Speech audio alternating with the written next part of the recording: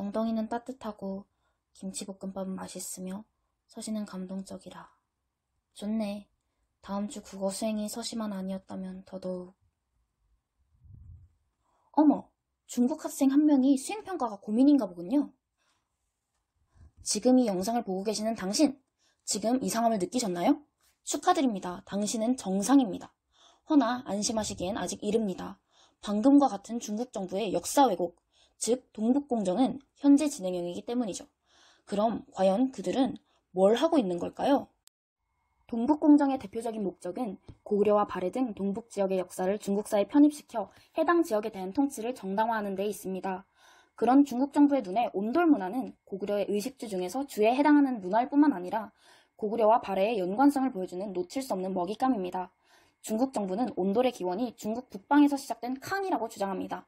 허나 중국은 좌식 문화보다 입식 문화가 발달한 역사적 특성상 그들이 크게 발달하지 못하여 온돌의 정통성을 주장하기 어렵습니다. 그런 반면 우리나라는 현재 보일러 시스템과 같이 온구들이 발달한 나라죠. 그래서일까요? 최근 중국 정부는 중국 내 조선족들을 이용하기 시작했습니다. 그 일환으로 왜곡된 조선족 민속촌까지 건설하여 온돌은 중국의 전통 문화라고 주장하고 있죠. 이건 정말 너무하는군요. 우리나라의 역사를 빼앗기 위해서 조선족들을 이용하다니 말입니다. 하지만 이건 시작에 불과합니다. 그들의 동북공정은 단순히 발해와 고구려 역사에 대한 왜곡을 넘어섰기 때문이죠. 마침 조선족 이야기가 나왔으니 이번에는 그와 관련된 이야기. 앞서 소개해드린 것처럼 중국은 여러 우리 전통문화를 빼앗기 위해 조선족을 이용하고 있습니다. 그럼 조선족은 대체 누구일까요? 이를 알기 위해 간단히 설명해드리자면 조선 후기 수많은 농민들이 살기 힘든 조선 땅을 떠나 간도에 터를 잡고 살았으며 일제강점기 전후로 수많은 조선인들이 간도로 넘어가게 됩니다.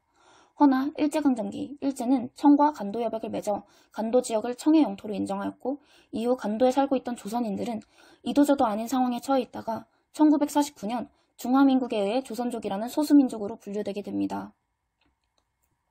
중국은 고구려와 발해의 역사를 넘어 일제강점기 등의 근대 시기에 활동한 우리나라의 유명인들, 특히 일제와 싸워온 사람들의 출생지가 간도라는 이유만으로 그들을 조선족에 편입시키거나 출생지가 한국이어도 민족을 조선족으로 바꾸어 중국의 위인으로 만들기를 시도하고 있습니다. 평소 인물의 국적을 구분할 때 출생지보다 혈통을 중시하는 중국의 모습을 보면 이러한 행위는 너무나 노골적인 역사 왜곡에 불과합니다. 과연 하늘을 우러러 한 점 없이 부끄럼 없이 살고자 한 윤동주 시인이 그리고 독립정부의 문지기가 되기를 원하신 김구 선생이 하늘에서 어떤 심정으로 이를 지켜보고 계실지 마음이 영 편치 않군요.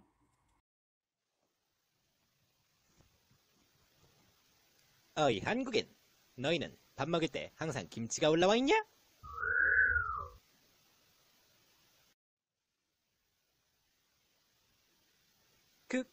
그럼 아주 김치만 전용으로 담는 냉장고도 있을 기세다? 자, 비록 조선족이 이용당하는 게 안타까워 국적이 바뀔 위기에 처한 우리나라의 위인들을 먼저 말씀드렸지만 다시 전통적 의식주로 돌아오자면 이번에는 식입니다. 처음에 그건 우리나라에서 김치를 얼마나 많이 먹는지에 대한 농담입니다만 이렇게 우리 민족에게 사랑받는 김치도 중국은 자신들의 전통이라 주장하고 있습니다.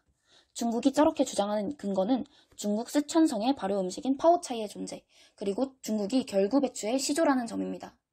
물론 후자의 경우 명백한 사실로 우리나라는 고려시대에 배추에 대한 기록이 처음 등장합니다. 하지만 중국은 배추의 원조일 뿐, 우리나라는 배추가 들어오기 전부터 다른 채소들로 김치를 담가 먹고 있었단 말이죠. 이게 여러분도 동치미에 무 들어가시는 거 아시잖아요. 그리고 파오차이에 대한 주장은 파오차이에 대한 중국 내 기록도 너무 부족하며 만드는 과정 또한 김치와 차이가 있는 파오차이로서는 신빙성이 너무나 떨어집니다. 파오차이가 끓는 물에 채소를 절이는 데 비해 김치는 우리에게 익숙한 김장 풍경과 같이 저온에서 채소를 절이고 2차적으로 양념을 발라 땅속에 묻어서 발효시키는 음식이기 때문이죠.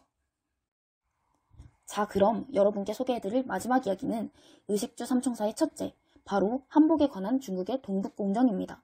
중국은 한복에 대해 명나라 시기를 운운하며 한복은 중국의 한푸이며 이걸 명예속국인 조선이 베꼈을 뿐이라고 합니다만 글쎄요, 그들은 왜곡을 위해 방향을 잘못 잡아도 너무 잘못 잡은 것 같습니다.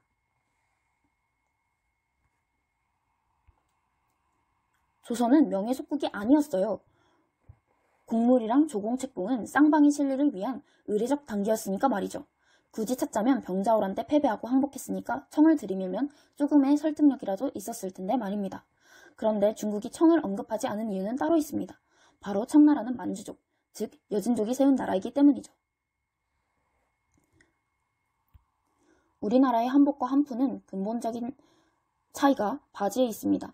본래 바지는 말을 타고 다니던 여진족과 같은 유목민들의 복장에서 유래한 것으로 한복의 근간은 오히려 유목민의 복장으로 전국시대의 바지를 받아들인 중국의 기원을 두지 않습니다.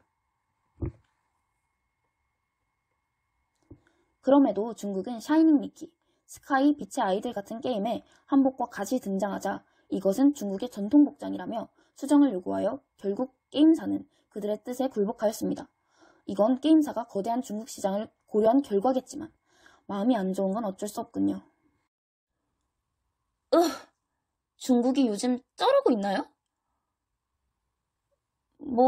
각 분야별로 시기는 다르지만 시작으로부터 꽤 시간이 지났답니다.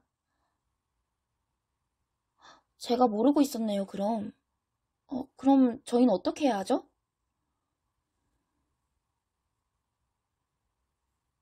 그건 여러분의 결정에 달려 있습니다.